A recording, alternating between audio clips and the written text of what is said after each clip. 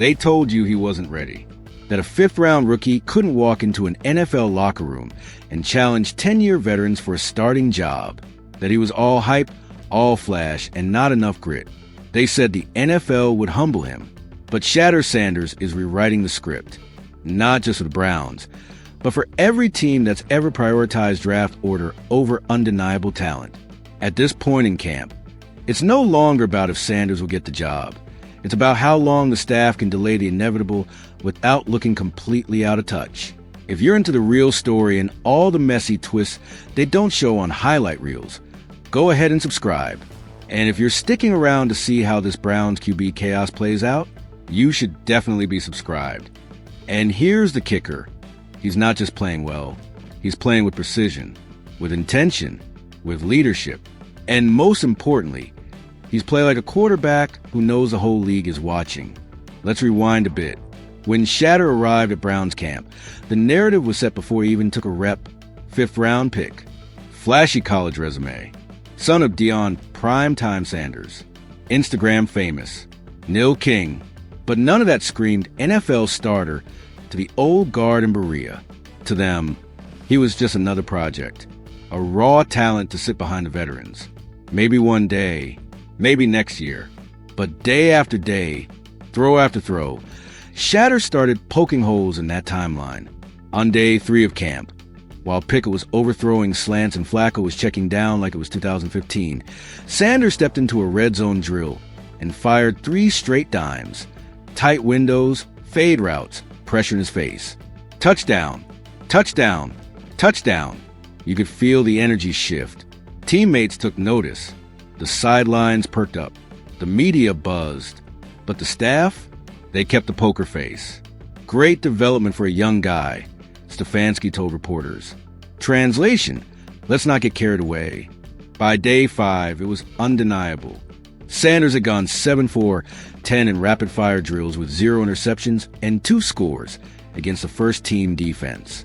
That same defense led by Myles Garrett, who, by the way, pulled Sanders aside after the session and said, "You belong here.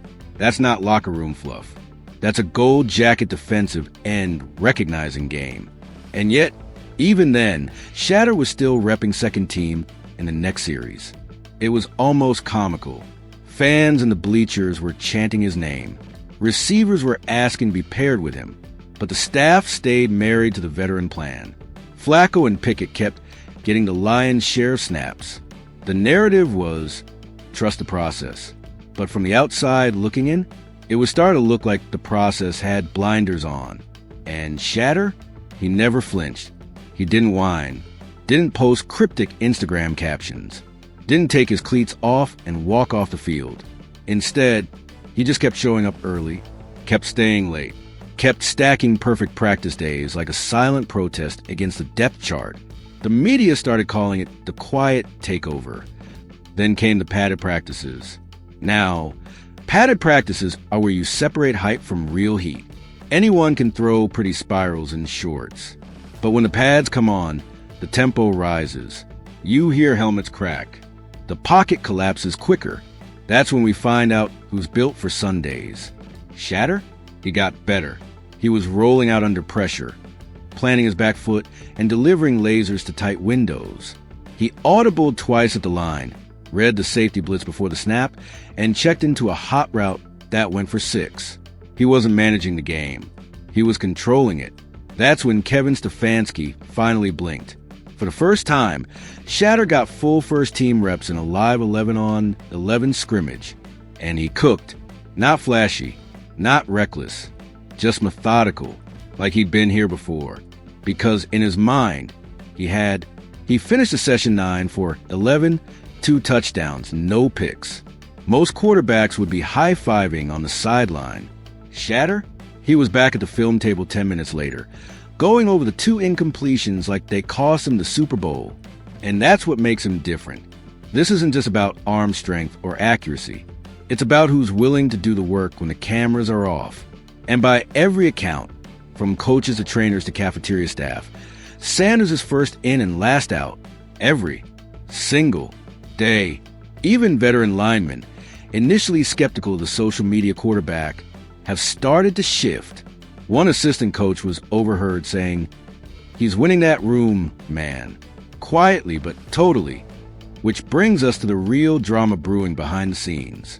Because if you listen closely, you'll hear the whispers getting louder. Some insiders say the front office is split. The marketing department wants Shedeur. The veterans are warming up to him. But Stefanski? He's stuck between a rock and a roster decision. Give the job to Sanders now.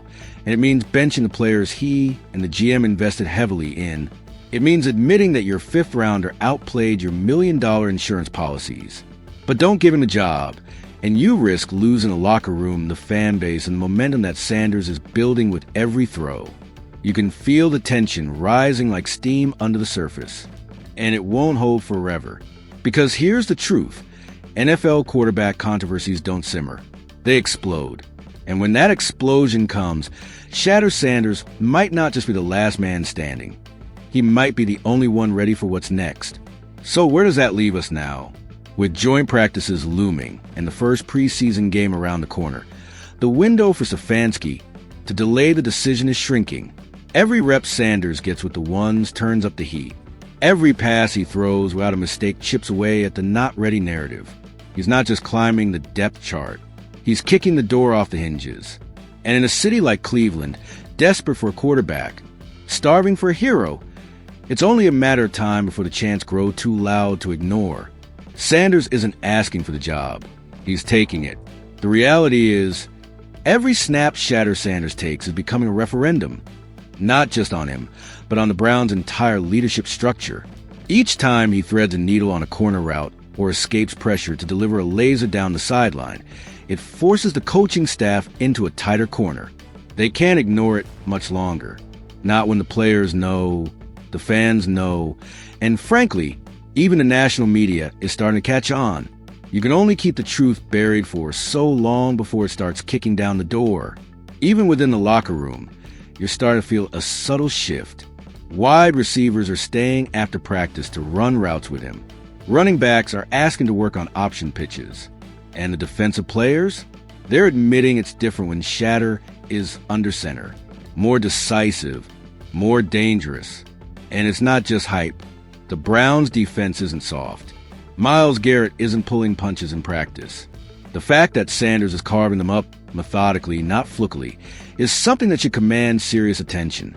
This isn't some TikTok highlight quarterback. He's mastering the playbook, recognizing disguised coverages, and executing with NFL-caliber timing. The problem is organizational ego is a stubborn thing. Dillon Gabriel was a third-round pick. That comes with political weight.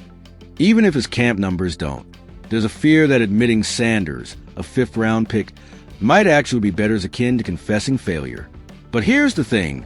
This isn't about admitting a mistake. It's about fixing one before it becomes permanent. Because if the Browns continue down this path and Sanders ends up starting elsewhere, flourishing in a different uniform, leading highlight reels on Sunday Night Football, Cleveland fans won't forgive it. Not this time. They've seen too many almosts. Too many botched QB timelines. Too many years of pretending that steady mediocrity is enough. So the decision isn't just about who plays week one. It's about whether the Browns are ready to stop clinging to the past and finally gamble on their future.